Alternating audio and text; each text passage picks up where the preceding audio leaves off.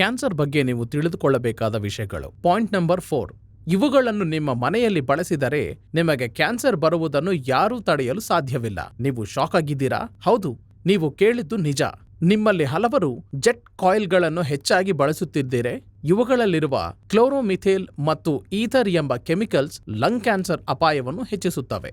ಮನೆಯಲ್ಲಿ ಸುಗಂಧವನ್ನು ಹರಡಲು ಅನೇಕರು ಬಳಸುವ ರೂಮ್ ಫ್ರೆಶ್ನರ್ಸ್ಗಳಲ್ಲಿ ಫ್ಯಾಲೇಟ್ ಮತ್ತು ಆಲ್ಡಿಹೈಡ್ರೇಟ್ಗಳಂಥ ಕೆಮಿಕಲ್ಸ್ ಬ್ರೆಸ್ಟ್ ಕ್ಯಾನ್ಸರ್ ಅಪಾಯವನ್ನು ಹೆಚ್ಚಿಸುತ್ತವೆ ಎಂದು ಕೆಲವು ಅಧ್ಯಯನಗಳು ತೋರಿಸಿವೆ.